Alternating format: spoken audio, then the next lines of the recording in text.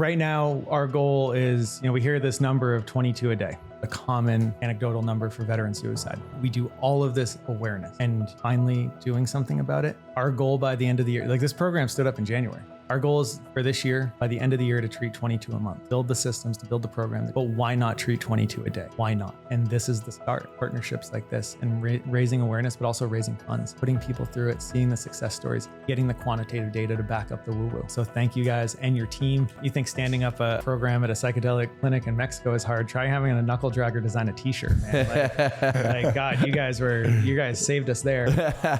I just appreciate everything that your team's doing, the awareness that you're doing, and look forward to this partnership.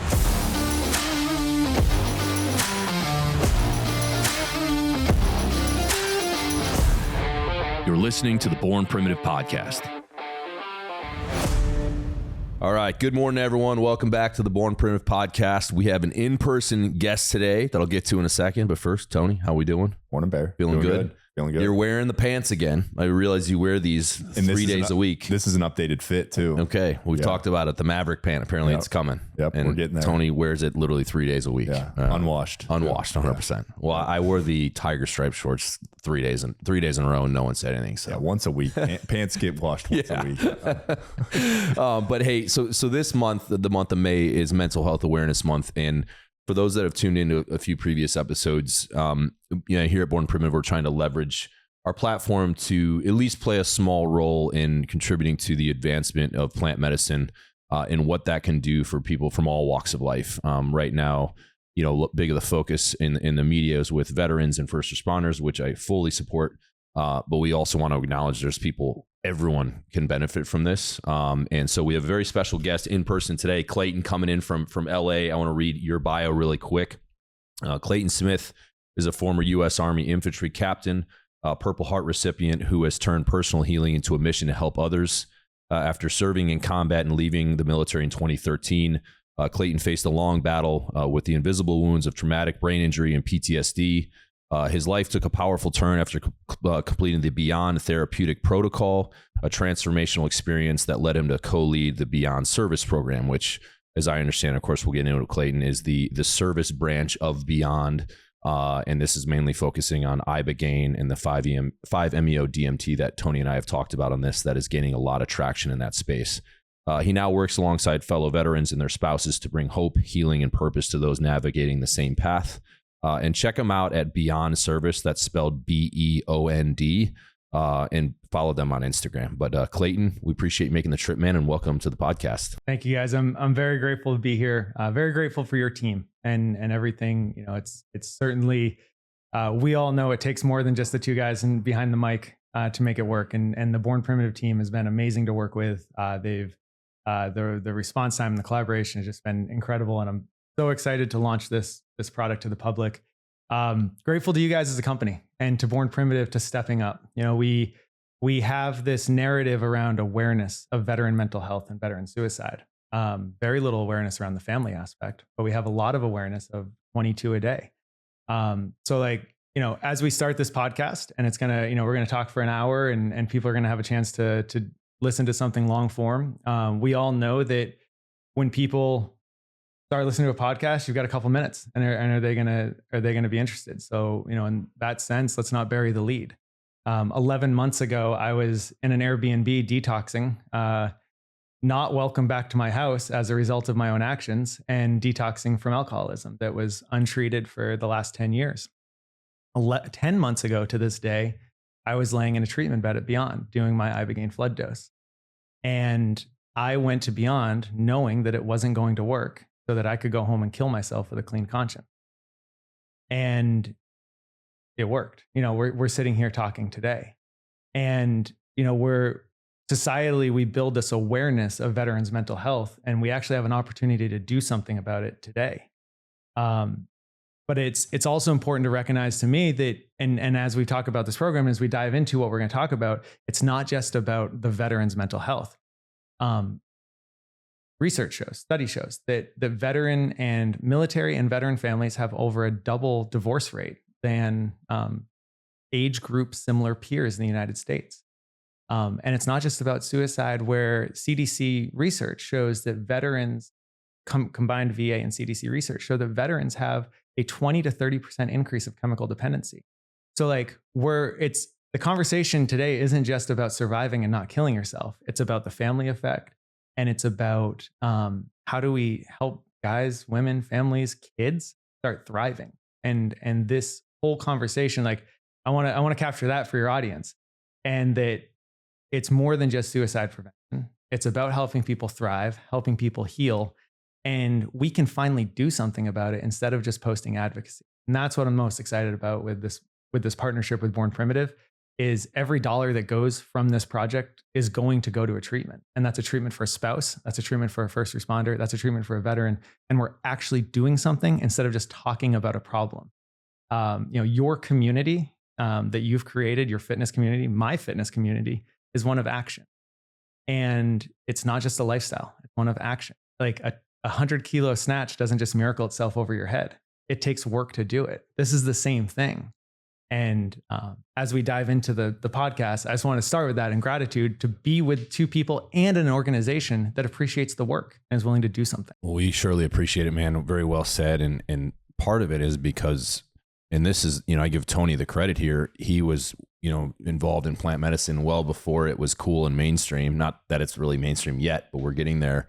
And he guided me towards that, right? And I was down in Jamaica in February and did the psilocybin experience. It was 2 hero doses, and it completely changed, one, my outlook in many ways, but also I realized how effective this plant medicine can be. And then hearing more testimonies from so many guys. I mean, there's not a single guy that I've talked to that didn't come back and say it was life changing, right? So we're trying to leverage our platform to the extent we can to just help advance that, and get to an end state where this is something that's accepted everywhere and getting more people help. I appreciate you making the trip. And, I was going to say this to you, but I'll plug it real quick. So for the month of May, if you go into bornprimitive.com and you shop at checkout, you can add a couple bucks to your, if you're going to buy something, you get, I think it's like $1, $2, like 5, 10, etc. If you want to obviously contribute there, great. And we're also going to have a shirt that you can buy as well. And 100% of the proceeds from that go directly to you guys, which will fund people participating in the Beond Service program, which we'll get into, but is literally life-saving. And there's nothing skimmed off the top. 100% of that is going right to the service. You mentioned there's a lot of volunteers, and you know what I mean? There's not like an 80% admin fee. This whole program is built by volunteers. Yeah. No one took an administrative dollar when they flew down to stand this program up. Our facilitators, they're paid for their time on site, but no one counts the 40 hours they do on either side of their cohort. It's a labor of love for peers too.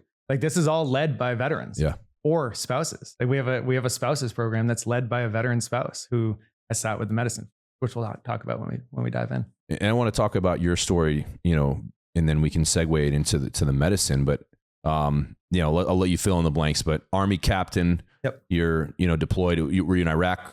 Afghanistan. Yep. Took an RPG round 5 feet in front of you, blew up basically in your face. Yep.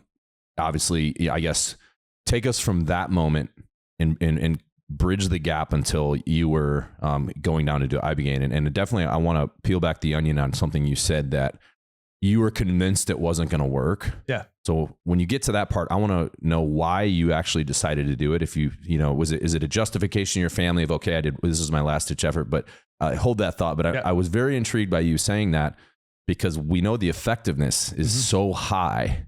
So the fact that you either weren't schooled up on how effective it was, or maybe it was just your kind of your mental state at the time of thinking nothing could work. So yeah. RPG blows up in front of you. That is a life-changing event, and take us from there. Yeah, man. So thank you. And going into it, so I was a reconnaissance platoon leader. It was a dismounted firefight. We were by the time in 2012 when I was in Afghanistan, we were the insurgent network. The whole battlefield was different, where it wasn't. If there was going to be a firefight, it was going to be a knockdown, drag out. And that day we were ambushed. It was an urban ambush. We were responding to a harassing attack. We were a QRF that went out, quick reaction force that went out. And normally, they know when the American trucks roll that they they scoot, no one sees. They blend into the insurgents, whatever you want to say, kind of blends into the rest of the world. These guys were there to die that day. There's 8 to 10 of them, and they baited us out. We had we were a light infantry unit. We had a bunch of rangers, a bunch of snipers. Like we were very comfortable in operating in that environment. We were the door went down and it was time to go to work. And then quickly realized, oh wow, this is 4 trucks and 16 dismounts is well underprepared. So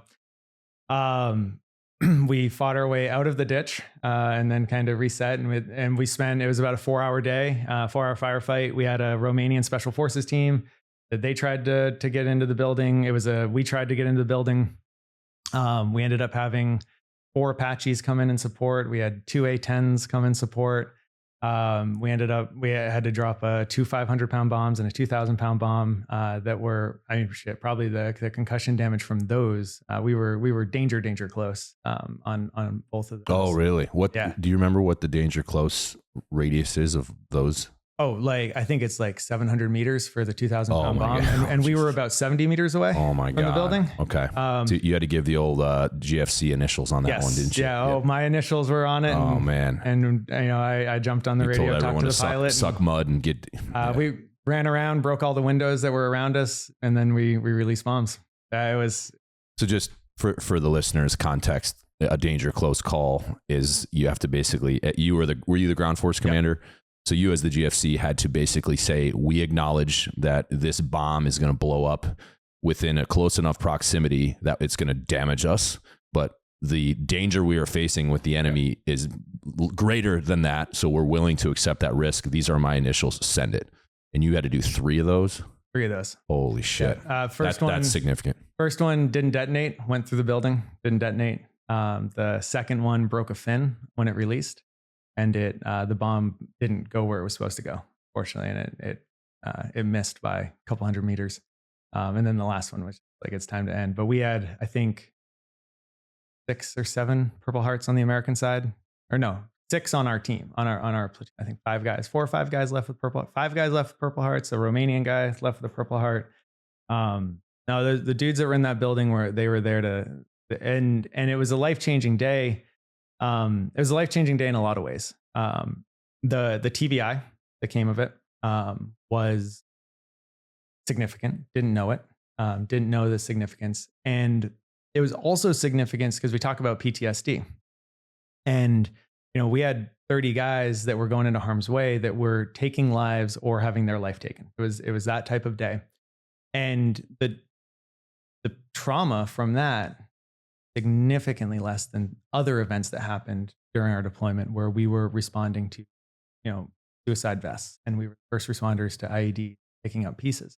We weren't trained for that. We were trained to run out of the back of helicopters and put sniper teams on ridge lines like that. We were ready for that. And that helped me start to understand the difference of trauma is not necessary. And it's taken 12 years to actually learning to place, but trauma is not necessarily the magnitude of an event or a specific event. It's more of what you had to do that you weren't prepared to do. And trying to look at it through that lens through our veteran is the things that I carried home with me were not the gunfights. They were not the battlefield. It was the other stuff. How did that, as you got back home, and then when did you actually get out of the military? Yeah, so I separated in 2013, about a year after I got back. I was about to go to Benning, Fort Bragg to go to the Special Forces pipeline. And I pulled my packet and I got out and I decided to travel with my wife. So my year in Afghanistan and the 2 years before that leading a reconnaissance, I felt like I had checked all the boxes. And, leadership to me, just personal philosophy, leadership is a sacred privilege. It is not a right. And leaders should have the hardest work. If a soldier's carrying a 40-pound ruck, his team leader better have a 50-pound ruck, and the platoon sergeant better have a 60, and that means I'm carrying 70. That was my view of leadership. And between the deployment, the TBI, my heart wasn't in it anymore. And you can't step in front of 11 dudes and ask them to give it your all if you're not. My view. So got out, traveled. I knew the TBI was real, right? When I came home, so now ego plays a big part of all of this story. So after I got blown up, we were riding back in the trucks and my head hurt so bad. I felt like I had hypodermic needles like going through my eyeballs and in through my eardrum. And I took my helmet off and I didn't care if we got blown up on the way back. I took my helmet off and I just held my ears, like cupped my ears on the drive back. We went in for concussion screening and we were a really small outpost. So the medics had to, they couldn't like give everyone isolated rooms. So there was another guy doing his concussion screening. I just listened to his answers and gave them my own because it seemed like he was passing and I couldn't remember anything that they were telling me. And so my ego told me like, my work is so important that it needs me. And my job. And at that point I was actually already transitioning to a different role.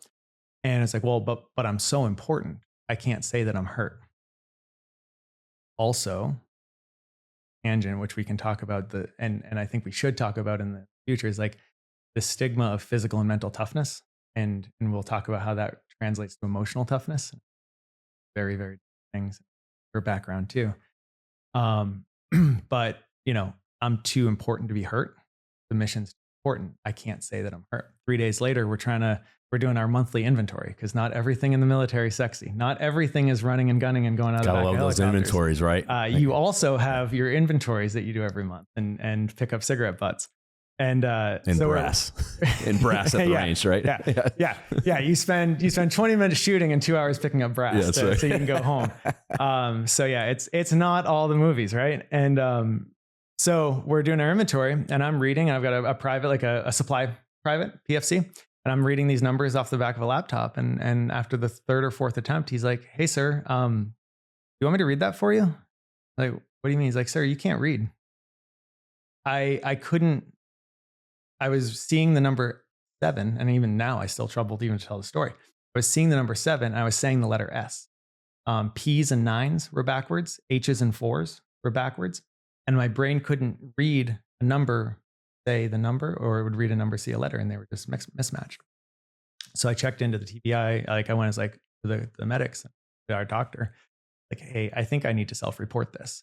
And then I spent the next 8 months rehabbing to the best I could. Now, the thing with brain injuries is it's almost like a logarithmic effect. The healing effect is almost logarithmic. So if you heal your brain and you slow down, you rest immediately, the return is, and we could say exponentially better than if you wait 3 or 5 days. Oh, yeah. So I waited 3 or 4 days and then I slept for 72 hours almost straight. But a lot of the damage was done. So I essentially came home and I didn't know it until I got home because you're with a bunch of other people that are getting blown up every week. I basically had the vocabulary of a 7th grader. I could see words, but I couldn't say words. My memory, short-term memory, was trash. If I didn't write it down, it didn't get done. But also things like emotional volatility. I had the mood swings of a 16-year-old girl. Like it was wild. And I used to be this regulated, even keel person. And so this is 2013, correct? That's 2013. How did things, so the TBI, it sounds like, did those symptoms trickle off a little bit, or did those kind of maintain? And I would just love to know, like, when did alcohol as a coping kind of mechanism come in, and how was your day to day, like with the TBI, with the PTSD, what started to symptomize over time? And of course, there's a 12-year gap in there, so you feel free to wave top wherever you feel most important. But I'd love to hear, kind of how things started to symptomize and when the alcohol started to really come in. So I did a bunch of cognitive therapy. I started doing crossword puzzles with my wife at night in bed. Like that was my, integration from deployment. I was doing like middle school level, high school level crossword puzzles at night, and she was helping me. And I learned a bunch of coping tools, a lot of whiteboards, a lot of notes, handwritten notes, verbal, like you learn some coping mechanisms for that stuff. I would have concussion headaches every week, and over time that became like once a month. But I also learned, like, well, if you wear blue light lenses while you're working on your computer all day, that can make a difference. So there's some coping mechanisms, but a lot of for the TBI related side of it, the damage was already done. There were things like hearing, so my hearing in a sound booth like this, I'll pass every hearing test that they have.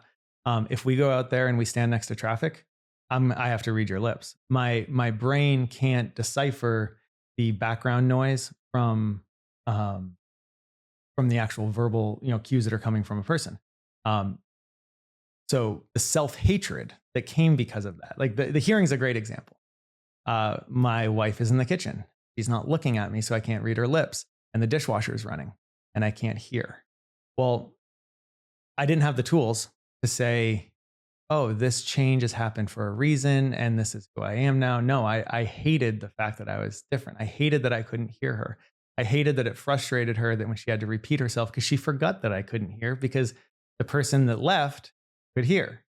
And the hearing never improved, and it still hasn't. And so that made it hard. Like that started this, it didn't start, it deepened this self-loathing of hating myself because I'm different, hating myself because I forget things, hating myself because I forget a water bottle on an airplane because I am not accepting that. And then there's a culture of alcohol in the military. Well, not especially, but very, there's a culture of alcohol in the military. Do you go to the battalion ball and you have PT the next morning? So the officer and the NCOs get together in the office, we give each other IVs, and 15 minutes later, we're out running PT, acting like war heroes because, Joe's throwing up and like, oh, we must be, you know what I'm talking about. Oh, I know. Yeah. You know what I'm talking about. Your nutritional intake for the 08 PT was a coffee, and for most guys a Copenhagen. Yeah. And that's about it. Yep. And the last drink was drank at about 4 a.m. So, yep. But you man up, you do it, right? That's right. Part of the job. It's part of the culture. That's right. And we celebrate with alcohol, we grieve with alcohol. It becomes the go-to for social functions. I was a socially awkward kid. I had an unhealthy relationship with alcohol my whole life. I felt like alcohol allowed me to be social. And so I began this. So my addiction and my alcoholism and my descent into depression and suicide was like a frog in a boiling pot of water. Mm-hmm. It wasn't an overnight thing. It wasn't triggering event and now he's chronically depressed. It was a very slow descent that just started getting steeper and steeper over time. And so I began drinking when there was emotional discomfort. I couldn't process discomfort without alcohol. Nerves before a meeting, like I'll just take a social event, especially a social event. My wife's having a bad day. Let me run downstairs and just take a little nip off a bottle. And then addicts are really good at hiding stuff, so no one knew. In fact, like fitness and competing in powerlifting and strongman is the only thing that I think kept me as sober as as healthy as I was and sober as I was, because I would stay sober to go to the gym and I'd stay sober to go to work. But other than that, it was kind of just taking a buzz, and that just got deeper and deeper. So which eventually led to the crash. But it was, I've had an unhealthy association with alcohol my whole life, and it was a coping mechanism. It was a coping mechanism. Like the alcoholism was a symptom of a bigger problem for me. And from what I've seen through our veteran community that's come down here, it's about 80% of our people come down with an unhealthy relationship with a chemical dependency that's not quite a level of addiction that is destroying their life, but they know it's unhealthy. And like addicts know when you have an addiction. And what was rock bottom for you? Yeah. So rock bottom was Memorial Day weekend last year. I came clean to my wife about basically, I did everything I could to destroy a 14-year marriage. And I finally came clean about the alcoholism. Addicts are really good about lying and deceit and betrayal and living, all of these things that we hide in shame. And eventually I just said, it was a big party weekend, and I just came clean, and I don't know why, but it just had to happen. I couldn't keep living the lie anymore and accepting the consequence. So Sunday night, Memorial Day weekend, I came clean. Monday night, I moved into an Airbnb. with the dog. And Tuesday I called Beond for my first intake of like, informational session. And Thursday I went to my first AA meeting. And then about 30 days into my sobriety, I left to go to Cancun. And how did Ibogaine come on your radar to make that call on that Tuesday? I had a real good friend civilian friend, who went down for cocaine addiction. And while he was down there, he met a couple veterans. I think one was a team guy and one was a green floppy hat guy. And he's like, "Oh, this works for veterans. You should go do this. It's life-changing for me." And that was 9 months before I hit my rock bottom. And being ego is like, well, okay, I'll say it's ego. It's really fear. I said, "Oh, I'm not that bad. Oh, I can get in control of this." I mean, dude, so I've competed in powerlifting and strongman my whole, which is also one of the reasons I love being at a Born Primitive. Like, this is really fun because like, you guys are my people. And I knew that I really had a problem with alcohol even when I was in like a 30-day like weight cut competition prep. You got to make weight, and like I couldn't stop drinking. I was like, but I can go to a sauna and just kill myself in a sauna to make weight. Like, there's some problems there. And yet, when my friend was like, this life-changing treatment, you should go do it, I was like, oh, I can do it on my own. I'm not that bad. Someone needs it more than me. But really, it was fear. It was fear of, and I think this is fear of the medicine or fear of the truth? Fear of yes, both. Both.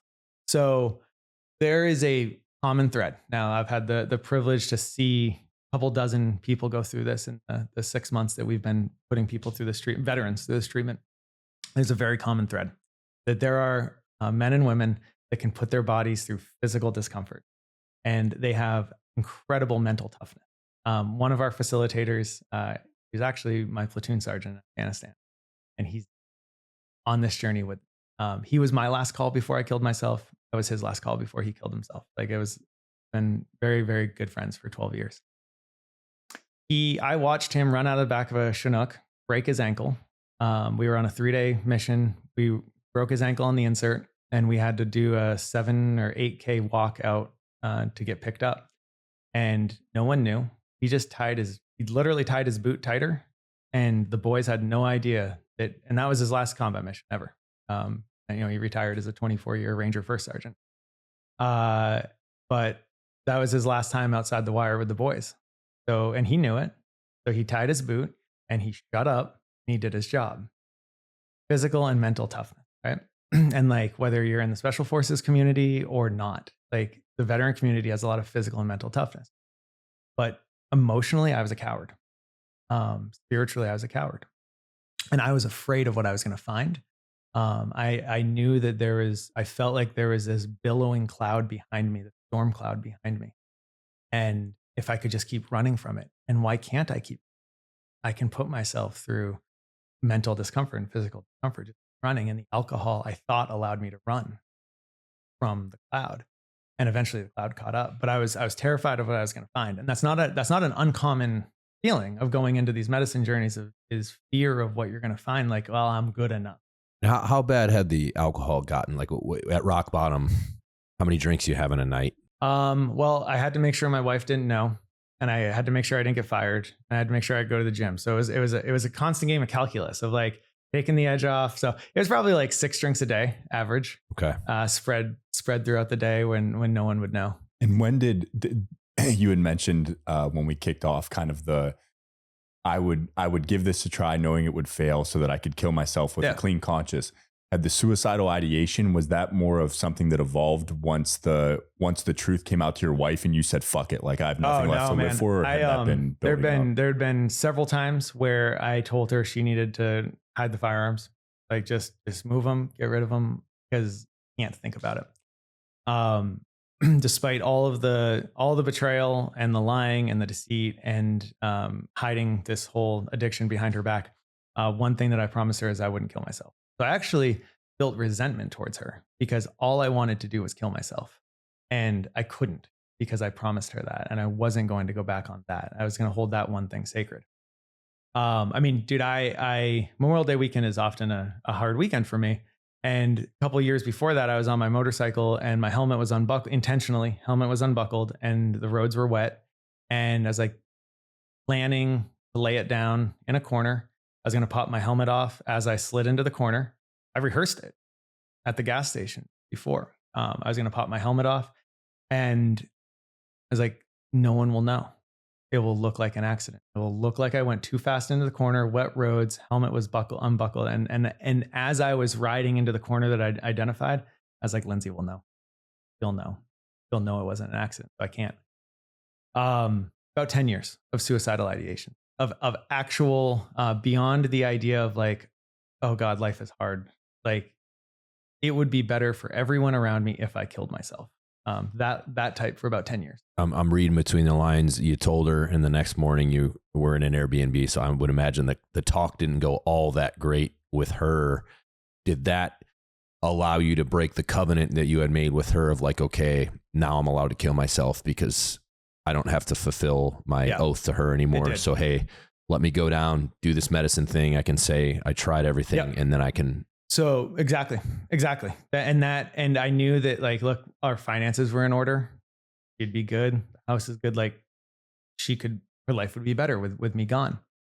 And that's exactly it. So but I knew that I couldn't kill myself in good conscience if I didn't do everything that I could. So this Beond thing, this Ibogaine thing, it's supposed to be the granddaddy of them, right? It's the big psychedelic. So if anything's going to work, this will work. But and to go back to the question you asked earlier, I am so special and unique. I am so broken. Dude, I learned this in my first AA meeting is like, wow, this guy's a felon and I'm a corporate executive. And that guy, runs a piece of construction equipment at the scrapyard and we have the same story. Maybe I'm not that unique. But in my head, I'm like, I'm so broken. I'm so damaged. I'm so special that this isn't going to work on. I know it's not going to work. But if I don't give it my all, I can't kill myself with a clean conscience because then I have to make sure I give it my all. So I read every single piece of paper. I did every therapeutic session. I did every workshop. I did every coaching session. So walk us through then. You get down to Cancun, you make the decision to go down. Sounds like 30 days after kind of the initial intake call, the conversation with your wife. So yeah, walk us through your actual Ibogaine experience. And then I'd love to hear like the integration side of like, and it's been 10 months. So like what were kind of the immediate effects? And then what were some of the downstream ones that maybe took a couple of months to manifest? I just want to point out you guys have Born Primitive water bottles. And, here are the beat up Hydro Flask. So just want to point that out. Going down to Beond. Okay. Ibogaine is a little bit different than other, and you'll probably need to ask this question a couple of times because I'll go off on tangent. Ibogaine is a little bit different than other plant-based medicine. There is a small acute cardiovascular risk with Ibogaine. Very manageable. We have 8 full-time physicians. We have 30 ICU trained nurses, and there has never been an issue because they're so far ahead of the process. So Beond has a very unique blend, clinical safety, clinical process, this holistic, like Eastern medicine approach. And it's almost like a 50-50. So you're going to go down there and do more EKGs than you'll probably ever do until you're in your 70s. And you're going to do more urine drug tests and more blood work to look at your potassium levels and your magnesium and your liver health. You do full panel health assessment before you even think about stepping into the medicine. At the same time, you do chakra work. You have the opportunity to, right? And then this is where the veterans programs kind of come up too. You have the opportunity when you go into Beond to do meditation work, breath work, and cold plunges, chakra work, and massages and group workshops. Like everyone sits around a table and dude, there are no better stories than a bunch of addicts sitting around a table telling stories about like, wow, what a diversity of life is the dinner table at Beond.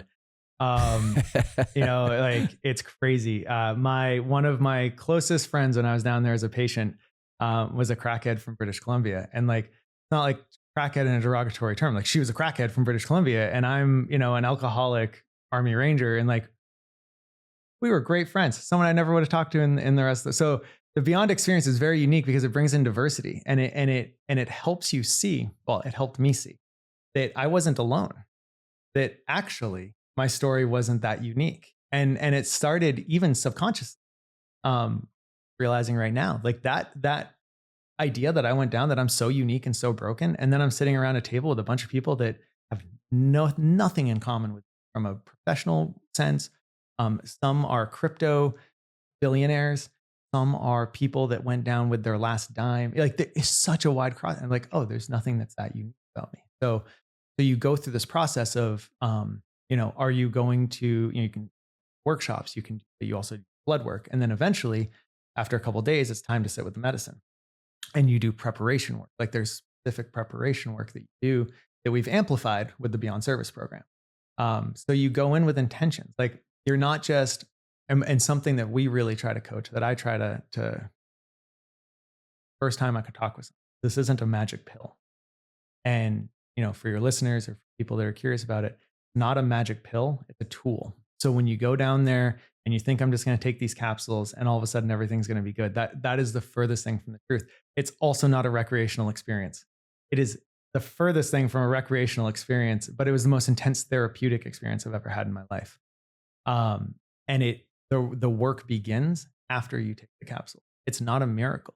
I mean, the fact that this medicine exists is a miracle, but after you take it, the work is up to you. And so how do we channel that with a bunch of hard charging military veterans, and the spouses of military veterans are even more dedicated and hard charging than the veterans often. Like, how do we channel that? How do we channel that desire to heal and that desire to do work? So we'll talk a bit about the Beond Service program, but going back to your original question of the experience. So yeah, I was down there for 10 days. My first sitting with Ibogaine is what they call their flood dose, or the primary dose, where it's equivalent to like a hero dose with psilocybin. You rip the Band-Aid off and you go straight into it. It's a 12-hour acute clinical observation, because again, we're talking about the clinical safety. Ibogaine can or will extend the QT, which is one of the measurements between different parts of your heartbeat. So there's like 5 different parts of your heartbeat that are measured. And your QT is one of those measurements between the electrical impulses. As QT extends, there is a risk of tachycardia. The reason that your QT extends is because of a magnesium and potassium depletion as you go through. So what you don't realize when you're in the bed is that the doctors are monitoring your stats, and they're changing your IV drip, and it's completely safe. But you're in this bed for 12 hours under acute observation with an ICU nurse, going through your journey. And that is a completely unique experience. The journey itself is unique for everyone. Often people report that it's visual. Mine was visual heavy, but it wasn't like the LSD, what we think as a society of psychedelics, of like tie-dye and Grateful Dead. It can be, but mine was not that at all.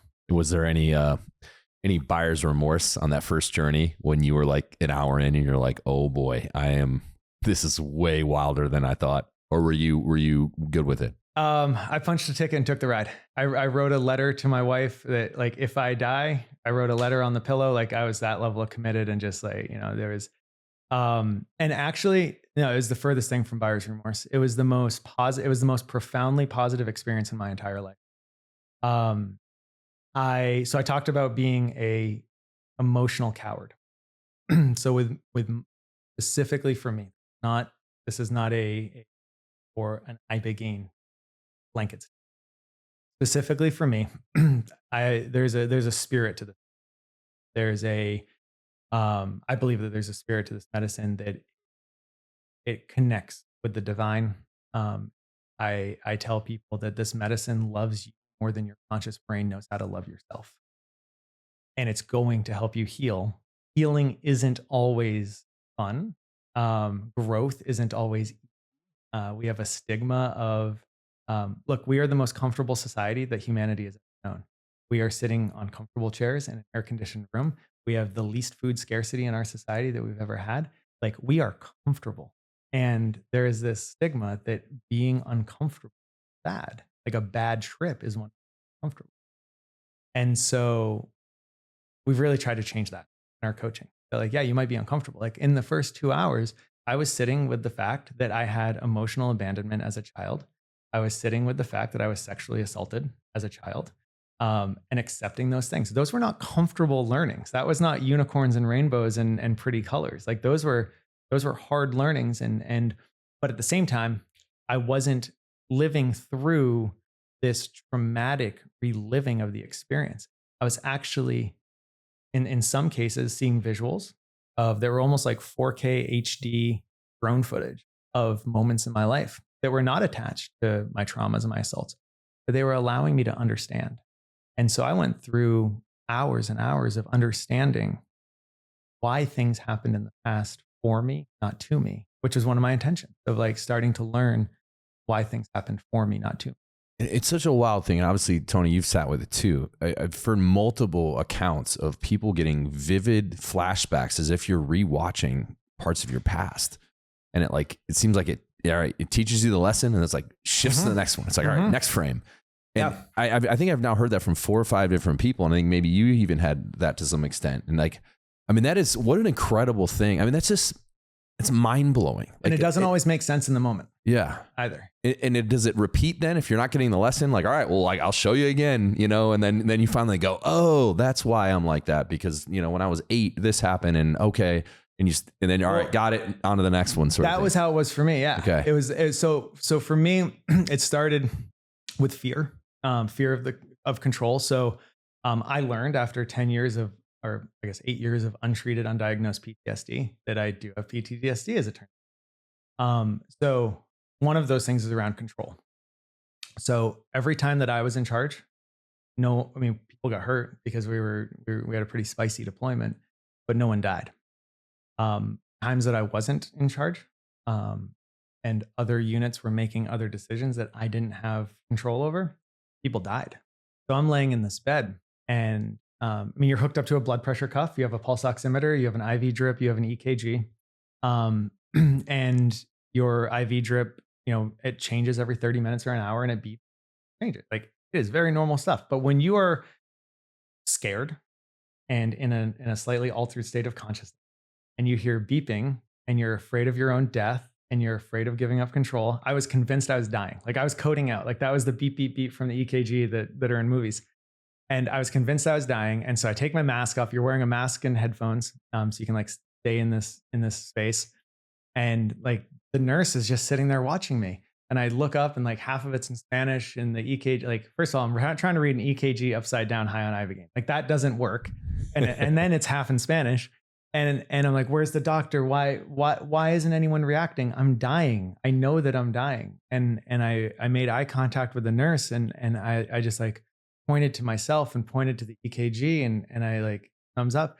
And Ilda just gave me the sweetest little thumbs up. He's like, yeah, you're good. Like, all right. Same time, I was having a ton of anxious thoughts coming into my brain before that. And I was like, I don't know how to do psychedelics. I had never done a therapeutic psychedelic prior to Ibogaine. Plenty of recreational, never a therapeutic. And I was like, I don't know how to do this, but I know what a panic attack feels like. And I was like, those thoughts were coming in. I was like, nope, not today, Satan. Like, we're gonna put those in a box. Like, and like, I'm just gonna put those thoughts in a box. Put them in a box. And I like visualize I'm putting these anxious thoughts into this trash can. Well, that trash can's sitting on my chest. And then as the trash can's getting full, it's getting heavier and heavier. And I'm worried about my heart. The panic is going to... I have a very normal congenital heart defect that's not affected by Ibogaine at all, but I'm convinced I'm going to die. And then she gave me the thumbs up. I put the mask back on, and I laid down. And I was like, oh, the trash can's empty. That's the last time in the last 10 months that I have felt acute anxiety panic. It works. Like, it's allowed me to have control of my thoughts and know that, like, I haven't had the same level of anxiety since that moment when I closed my eyes and the trash can was empty. And then it tested me as well on like, how committed am I? So I was in a made no sense. I was in a theater with my wife from a past time in our lives. And we were watching a production on a stage that was completely like, it was just like, this is really happy experience. I was reliving this happy experience. And you know how, like when you're in a movie theater, like the exit lights are red and they're lit up and they kind of silhouette like emergency exits. Well, these emergency exits were up behind the stage and they were these dark. And now I knew, so smart, that my experience was going to be like 10 hours. If you've ever seen Stranger Things, I was going to be in the upside down for 12 hours. And I was going to be awful. I was going to be chased by monsters. And those eyes, they looked at me and said, all right, coward. I'll make the language appropriate for this. All right, coward, you're too scared. You are too scared to walk over here and go through this and step into the experience. So enjoy this little thing that you're enjoying. But if you're really committed, you're going to come over and we're going to, and you're going to face this. And for the first time in my life, emotionally, I committed to, no, I'm not afraid. We're going to do this. And I'm coming over there. And as soon as I made that commitment to medicine, scene changed. And then I went on a 4-hour learning journey of past traumas. And like I had to make that commitment to the medicine, make that commitment to myself. And when I did, the medicine, all right, you're ready to do the work. Go to work. Wild, man. What a cool, and I think Wild. Something that you said stands out to me just from my personal exploration over the last, say, let's call it 13 years, where it has been done in a therapeutic sense, is that when you start to understand the nature of how much the mind loves fear to keep a sense of control. I've spent 13 years and still am just at making progress on that, because now what I will say is, like, even though I'm being like kind of bringing a sense of humor to saying that, is that it is wild when you have certain experiences, and these don't need to be within the psychedelic space, where you can start to have a complete on-off switch for that. Now, for me, having done a lot of, just grew up similar to you, like I started drinking when I was 9 years old, which is just insane. Hillbilly, like grew up in the backwoods of Pennsylvania. But at so many of my ceremonies, including both ayahuasca, psilocybin's the one I primarily worked with a ton, is that when you start to recognize that the nature of your own mind is actually just to think about thinking, and such an underlying aspect of that is fear. And you can go in and kind of like Control Alt Delete and say, hey, mind, you're going to be here when I need you. Meaning like if we need to, you asked me what 54 times 28 was, you're going to need to access your mind to kind of map that out. If you don't have a piece, even if you have a piece of paper, but when you get in tune with how much of your day and how much of your life is just thinking about thinking, and a lot of that stemming from fear, it is the most freeing thing when you realize, wait a second, I don't need to do this anymore. Now, there's a practice within that, and that's the integration side, because it's going to, the mind or ego, whatever words you're going to come back in, it's actually an integral part of being human. And it's going to come back in and it's going to feel like, shit, I'm kind of going back into those same patterns. But I think with good practices and good awareness, and then there's modalities with meditation. There's so many different modalities that I think help give you that separation. When you're able to just calm that down a little bit, all of a sudden you recognize, and I think in plant medicine ceremonies, it's not a subtle recognition, this can be an overwhelming recognition, is that there's something deeper than the mind. And I'm careful to put words to it, because I'm always careful to offend people's definition of God, source, great spirit. I'm comfortable using whichever of those the individuals is comfortable using. When you can sink into that, it's like, wait a second, this has been here at all times.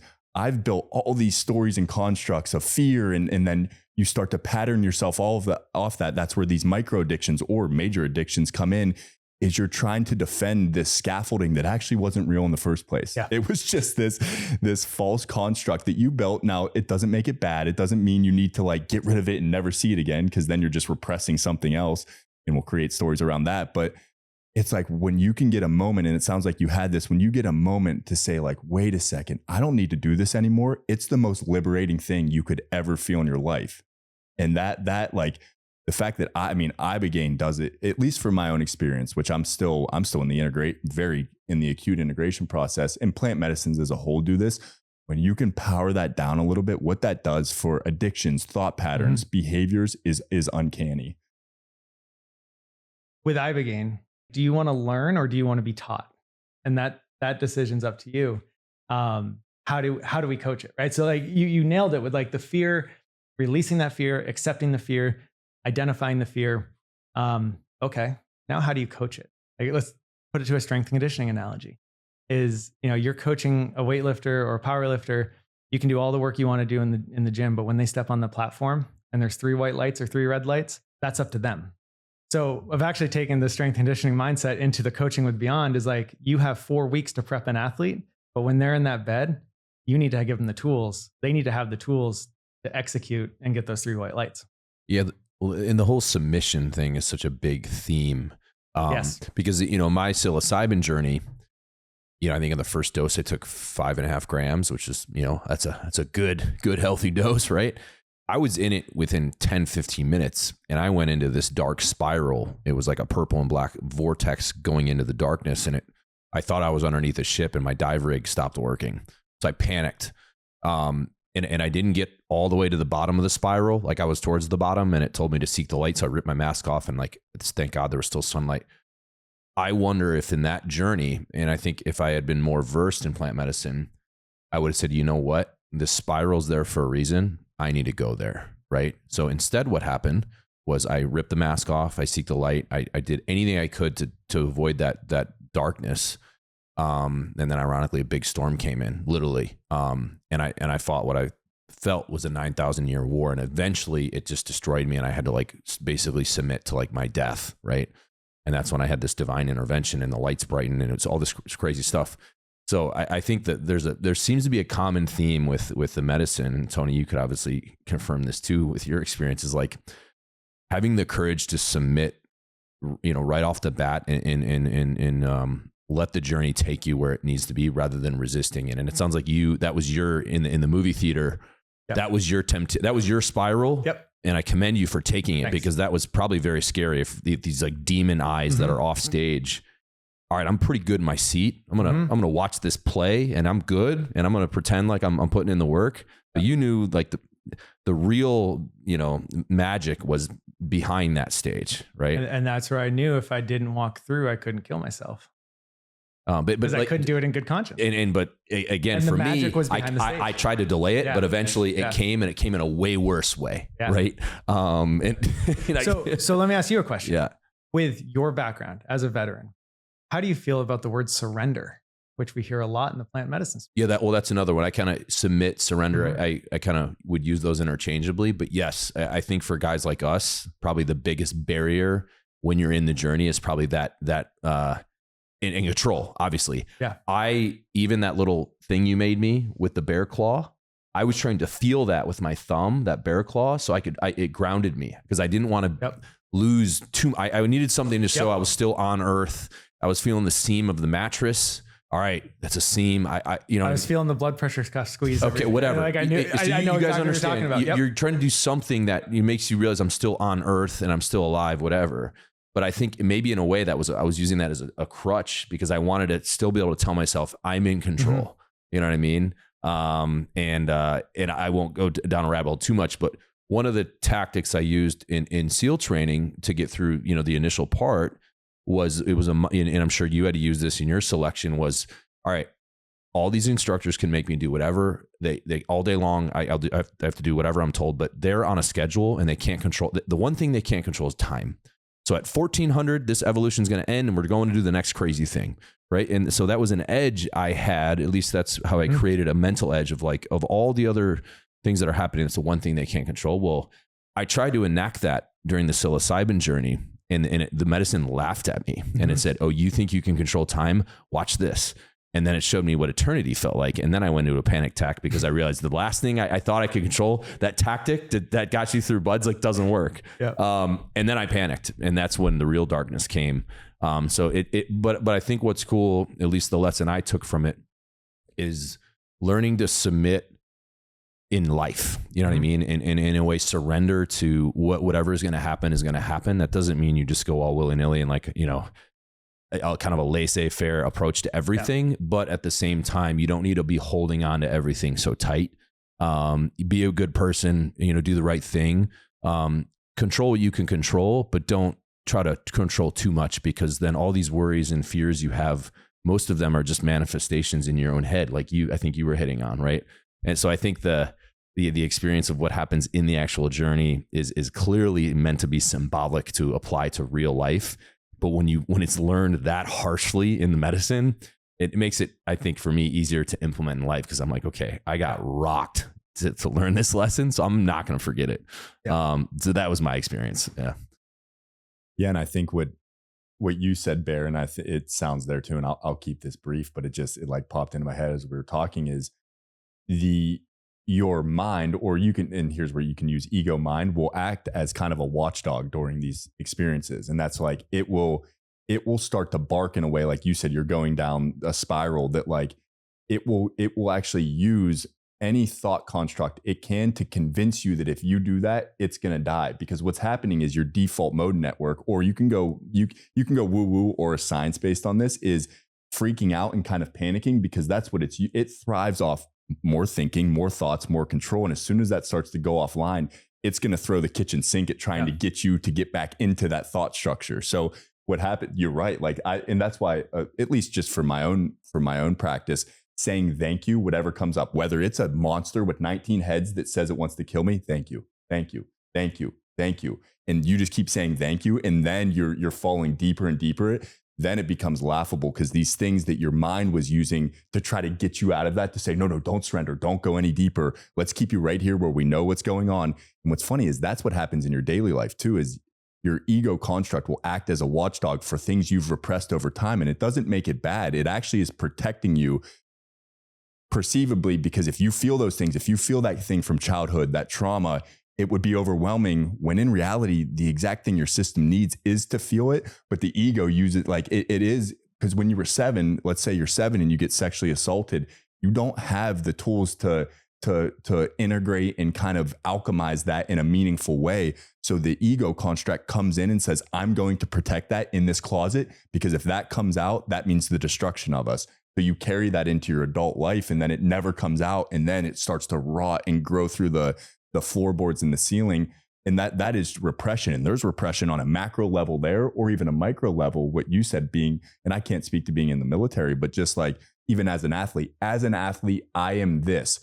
Any emotion that goes against that, whether it's sorrow or feelings of inadequacy, you just repress, because it's like, no, as an athlete, we can't identify with that. In the military, I'm sure very similar. So then you just build up this repression. It sounds like the trash can for you that just weighs you down, down, down, down, until eventually something is going to have to give. We see the ego, what I call the ego, taking control and trying to pull from going on this journey. Like when we have a group of 5 veterans, we know the day before medicine is going to be white knuckling, and we have to build process around that. Because if we don't have, hey, we're going to do a cold plunge at 1500, and the reason for the cold plunge is not just to get in an ice bath. Like we do a candle making ceremony, have a creative outlet. It's almost like we have to keep momentum, because if we don't, we allow white space, too much white space, ego takes over, and like hard turn back. All right, so we just keep the program going, and then they just roll right into their journey. But we see that a lot is that default mode, trying to, and certainly integration 10 months later, it happens. Like my wife will, we're still together, which is part of the Beond Service story. She'll be like, hey, you're relapsing, like not chemically, not alcohol, but like you're choosing to be a victim right now. Mm-hmm. 2 years ago, to have my wife say like, hey, you're choosing to be a victim, and why don't you do the things you know how to do? I would have imploded. And then I'm like, oh, yep, you're right. Well, Clayton, I would love to pivot a little bit to the actual Beond Service program. And I know we've been segueing in and out of it, but I want to give an opportunity for you to describe, like, what is it? Where did this come from? What's your involvement? And what is kind of the aim and goal of this? And what is kind of the trajectory looking out, and what can help? What we know as an organization, but what can listeners do to help support that? Yeah. So Beond Service is an extension of Beond. So Beond Ibogaine in Cancun is a psychedelic assisted therapy clinic that uses Ibogaine as their primary mode. They've treated thousands of people using Ibogaine. When I went through, I saw observing, there were some people that had a really that had a more efficacious journey, me being one of them, and some people that had a less efficacious journey. We all had the same dosing. So what's the reason? And the people that generally leaned more into the therapeutic activities had a completely different outcome, at least while they're there. And so it's like, all right, well, secondly, there's a coaching for the first part. But second is, I was an officer and I had an NCOs with, people with 5 to 15 years of experience. But then I also worked with 15 privates and specialists and junior enlisted. And, I've seen guys who broke their back on an airborne op, and I know that they have a broken back, and I've written the statement for their VA disability, and the VA turns them down. They're like, oh, I guess I don't have a broken back. Like, wait a minute, but there's a culture that when you're conventional military, so again, I can only speak for one slice of the pie. Airborne infantry was where I was at. And, a conventional military soldier with 4 or 5 years of experience, their only job is to do what they're told. They're actually not invited to think critically or think for themselves. You do what you're told and you do what your NCO tells you to do. And so I was seeing like down at Beond, we could tweak this programming, and we could take a person that's been there before, me or any of our other facilitators, and say, all right, you've got like a big brother, big sister, very akin to a team. That's a similar dynamic. Yep. And you put 5 to 10 people with a person with experience who's been there before, who's gone downrange before. And then they're going to tell you what to do. And in fact, like, you don't feel like doing this workshop, a little more kinder and gentler than Ranger School, but let's do it. Like, how about we do it? And sometimes people need a kick in the ass. Sometimes it can't just all be love and compassion. Like, and that's even more so in our veteran community. That you need to say, hey man, time to do the work. Like, get your head out of your butt and it's time to do the work. Some people need that. I'm a person. So what we did was we took, I believe that Beond, and I am biased, that Beond is the best Ibogaine treatment center in the world. And then we took, there's other veteran groups that have come before us, and very grateful for the work that they've done to one, break the stigma in the community and to create a place for a veterans program. And what we tried to do is take the learnings from these veterans groups. We tried to take this gold standard and like say, how do we curate it? So we have an 8-day program. We have an 8-day on-site program, but we do 4 weeks of preparation. So we do more preparation than Beond does the civilian program, and we do it in a cohort base. So you're now finding things that you were missing when you got out of the military. Teamwork and structure are two of the primary things. So we give people teamwork and structure and leadership. So you have homework assignments. You have a workshop once a week. You have your coaching appointments. You have work you have to do to prep to go down. And if you don't do the work, we say don't show up. And then when you're down there, you have 8 days with a group. So like, you notice the difference when I went to Beond as an individual, I showed up and everyone was a stranger. And with our veteran cohorts and spouses cohorts, when people get there, they're hugging. They've known each other for 4 weeks. Dude, you've got guys talking about their childhood sexual assault through a writing exercise to 4 strangers who they've never known, but they're committed to doing this. And they're talking about whether it's war traumas, childhood traumas, alcoholism, or other addictions. And they're opening up about this. You have spouses who are opening up about how much they hate their husbands because of what they've gone through and how much resentment they have that they can't show. And they're strangers who have never met in person. And then you get them together. Like, that is an incredible team to go do a hard thing. Who are you most bonded with? The people that you did hard shit with. Like, it's just a different type of hard thing. And it's, instead of physical or mental, this is emotional. And so you go through this experience as a team. You have a team that you're going through, and you have a team lead who you can trust. And so you go through this experience, you have this life-changing experience, which is more than just the medicine. Sunrise meditation. It's the sound healing at night, floating in the pool. Like, it's an entire coordinated, architected, intentional exercise. And then instead of just throwing you to the wolves when you get home, we do 4 weeks of integration. So it's the same homework led by a facilitator. You have one-on-one professional coaching, and it's a 9-week program that the design of it is, and there are different therapies that have different modalities. I use ketamine as an example because the typical way that ketamine is administered is almost like talk therapy, where you go back every week or you go back every 2 weeks and you keep working. What we tried to do is say, okay, some people may be called to sit with this medicine, but you don't have to. Like, let's give people the tools to make this sticky, and that you don't have to go back to Mexico every year to feel better. Like, let's give people the tools and the awareness to what makes them feel better. So the biggest outcome of our program is in our integration. We go through exercises of like, what brings me joy and what brings me ick, like being able to identify things that bring me joy. We go through an exercise of like, what are our key dimensions? Now that we have this awareness, now that we have this learning from medicine, and our biggest thing is what are our needs? Like, I was a 37-year-old man who I had no idea what my needs were. I thought my needs were shelter, security, food. And in reality, I'm trying to ask my wife to meet unmet needs of my childhood, of like unmet needs of my mother, unmet needs of society, community growing up. And I'm trying to ask my wife to meet these unmet needs. What the hell is that? Like, I am responsible for my own needs. I know my needs. I meet my needs. If I'm not feeling well, I should probably check in with me. That is taken into our veterans program. So when people leave this, they have the opportunity, not, it's all up to how hard they want to do the work, but to leave this with unity, family that you've gone through something hard with, a support network, and an identification of your needs as a person, so that when you eventually, inevitably take that spiritual relapse and you're burned out from work, stress, kids, and all of the things that life throws at you, wait a minute, I have the tools. I'm not going to drink, not going to use, not going to implode. I'm going to use the tools that I learned from this program. And also, I don't need to go back.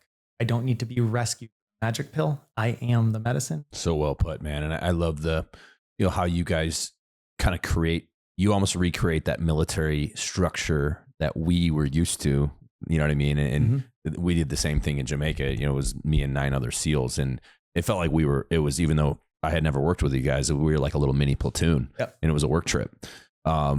And they would put out the schedule of the day, and not a single guy missed any evolution. And of course, it was like the old way. Everyone's there 5 minutes early with a notebook and like ready to go. Yep. And the staff at the oldest after, like, we love when you guys come down because you guys take it so seriously and you guys don't miss a single thing. We all were like, yeah, obviously. And they're like, well, when the civilian groups come down that like paid out of their own pocket, people, I'll miss the morning yoga because I'm going to sleep in, you know what I mean? And for us, it was like, there's no chance. We're literally going to do everything.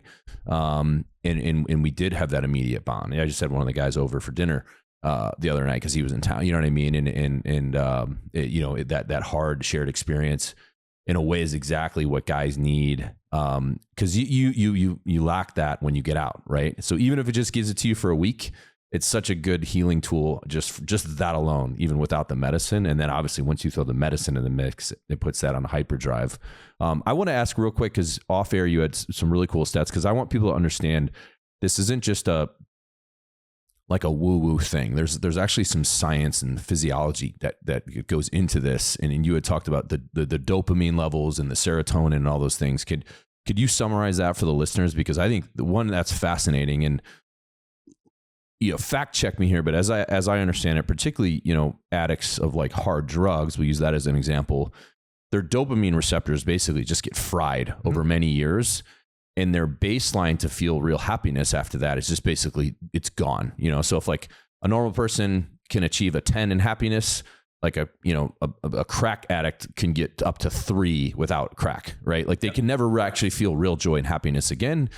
And that's because of they're hitting the NOS button daily on that thing that puts it from a 0 to a 2000 for 2 hours, and then it goes back to 0. As I understand it, and you obviously fact check me, it helps reset a lot of these dopamine receptors. So people need to understand there's actually a physiological change happening in your brain, in addition to obviously the implementation and integration, all these other things where you're raising awareness. But so talk us about those kind of key metrics. And this is indisputable. This is, medical studies. I know Stanford's done one. You guys have done, and for the people that are a little bit more like, maybe a little bit more old school or by the book, this right here is indisputable. Take away any of the woo-woo stuff, which I absolutely think there's a place for that. And the divine component of this, which we haven't hit much, but I personally believe this is a connection to the divine. a gateway to the divine. That's my opinion, just having one, two experiences, but that's what I felt. And I've heard a lot of similar stories, but beyond that, shelve that for a second. Yeah, exactly. The pure medical benefit is indisputable. So talk us through some of those metrics that you were before we went live, because I think those are fascinating. Right. So we've had an entire conversation about the spiritual and the emotional. And we've had a conversation about how do you maximize the effect of this spiritually and emotionally. There's an entire neurophysical component to Ibogaine and unique to Ibogaine that you don't get with the other plant medicine, nearly the same. So personally, and we'll go back to my rock bottom story. I did that Memorial Day weekend. I think I did two hits of MDMA, Molly. Didn't feel anything. So I just drank a bunch of tequila and half a bag of cocaine. I was in great shape. I was making great choices. And I didn't feel anything. I didn't feel that happiness, that joy. That's like my serotonin was so depleted that even MDMA couldn't feel anything. Like to the point, it's like, oh, did I get a bad pill? No, my brain was just so fried from depression and alcoholism. So I am not unique. There's a lot of people that come down. We do. So what we do with the Beond Service program is we do some neurochemical neurotransmitter testing. We look at a qualitative assessment of, it's called the Braverman test. Anyone can do it online. I think it's a great tool to do. It gives you an assessment of your dopamine, your acetylcholine, your GABA, and your serotonin levels based on years of research. So you can do an online questionnaire. It's about 500 questions, and it gives you a really it's a correlative study, but it gives you pretty good numbers. We're seeing in our program from 1 month before to 1 month after, a 70 to 75% improvement in dopamine reuptake. We're seeing a 75 to 80% improvement in serotonin reuptake. So like, no wonder I don't feel like killing myself is if I'm having, an 80% improvement in serotonin. Really, what I think is cool, I did mine on my own. So sample size of 1, not scientifically, data, but we do it with all of our veterans. And they blow me out of the water. Like the results of the Beond Service program compared to what I went through is like, I was seeing 60% improvement. They're seeing 80%. Amazing. Like this program works. We also do some testing with, again, an online platform called Cognifit. It's it's a online test of full umbrella cognitive function, memory, to hand-eye coordination, to recall, like physical recall of pattern. An umbrella of testing. We see people have a 1.7 to 2.4x increase of neurocapacity a month after, especially if they do the training. There's training that they can do during it. So how does that happen, right? Like it doesn't just make us happy. Ibogaine goes in, and the majority of Ibogaine research up to now has been on chemical dependency, specifically opiate-based chemical dependency. It works. It works really, really well. But it also works for optimizing health and other addictions. So yes, it goes in and it basically clean wipes your opioid receptors, the receptors in the brain that opiates bind with. It also essentially does a hard reset of your dopamine and your serotonin system. We're still seeing a 60% increase in GABA and acetylcholine just because of the increased brain. Ibogaine does not affect GABA or acetylcholine, but across the board, every participant those neurotransmitters as well. So regardless of your spiritual journey, of your visions or your emotions, and I heard C-130s taking off in the like regardless of everything we've talked about, your brain will start healing.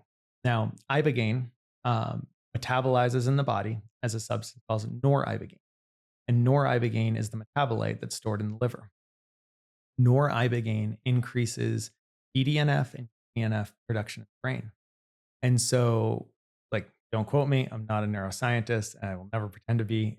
It's like, from anecdotal experience, it's like having the neuroplasticity of a 8-year-old or a 9-year-old. Like, it's not that you come out and you're smarter, but you come out and your brain, like literally the brain chemicals that are being produced are allowing you to learn quicker. So whether you want to learn German or whether you want to learn, I don't know, maybe different trauma responses, like to not freak out when my wife says, hey, you're backsliding and like, you should probably do something. Maybe, you have if you take care of yourself, so if you exercise, if you eat clean, and if you stay away from alcohol, because alcohol will flush your liver, you have like 90 days. And that is unique across the plant medicines of 90 days of this neuroplasticity that allows people to make long-term changes to their life, improve their life, and not just feel good for 90 days, but that's the tool that I talk about. And that's indisputable. Yeah, that's so awesome. It's almost like, to simplify the analogy, if you stop consuming caffeine for like a 2-month period, I think you might know the window, Tony, because you've done this before. It resets, and then you have that first cup of coffee, and it feels like you just drank like 5 Red Bulls. Mm-hmm. I remember when I was at Officer Candidate School, you can't drink coffee, and then like the 11th week, we got to have like that first cup of coffee, and it's like you're like, it's jet fuel, man, because you've reset that baseline. And obviously, what this does is in just such a more extreme way of just your overall sense of well-being and happiness, and that's such a incredible thing that there's something that exists that gives that clean slate. It grates the road, clean slate, resets the receptors. And man, what a powerful story. Could not be more just thrilled to have you here, and I appreciate the vulnerability you shared in that. And hopefully it will be more than just one person, but we've kind of said this before. If this impacts just that one person that might be listening, that either is maybe in denial of their own state and says, you know what, I need to stop lying to myself, I'm going to take action on fixing myself. Or, and maybe this is more likely for the listeners, is someone that you said, this, I need to get my buddy, John down there, and he needs to do this, and I'm going to, make some things happen to facilitate that. That's our whole purpose for doing this. And of course, raising awareness for Beond Service and what you guys are doing. So for anyone listening, hey, we control our own destiny. Take agency of your life. And if you feel like you fall into that category, and I would say, like, I don't think it needs to be, you don't need to be like in the extreme red to warrant this, yes. Right? Like I went down to Jamaica, I would say I was like in the yellow, orange range, right? I didn't have substance abuse. I wasn't taking drugs. I wasn't abusing alcohol. It was none of those things. I just, there was a lot of life going on that I needed, to be able to do a good reset. And it absolutely has helped me tremendously. And that was just psilocybin. And I know Ibogaine is the most powerful plant on the earth. So it probably would have done even more had I done the Ibogaine. So I want to encourage anyone to, it's not just this specific group of people. We don't have to be at rock bottom to heal. Yeah, exactly. We can actually thrive. We don't have to just survive. Exactly. Yeah. So that's, my final thoughts. Tony, you got closing comments or any more questions? No, thank you, Clayton. Thank you for sharing your story. And for the listener, Clayton has the shirt on, as he said, like everything in the month of May, all pre-order purchases of the shirt. There's also the donate button that Bear talked about, that will go directly to help supporting these cohorts that are going through Beond Service. And then just in general, and Bear we've touched on this several times, is as an organization, like I'm extremely grateful not only to sit and talk with Clayton and hear his story, but I'm grateful that like this space now is starting to mesh with Born Primitive, because there was two Tonys. There was Tony that talked about this stuff outside of work, and then Tony who never in a million years thought that he would ever be talking about this at work, let alone on a podcast with thousands of people listening to it. So thank you obviously to Bear for being willing to explore that. And I think it happened on this podcast because guests would bring it up, and then he would see me start to open up about it. And then eventually he was like, wait a second, like you've never talked about this before. So thank you to Clayton for being another voice to kind of push this forward, and specifically for the veteran community.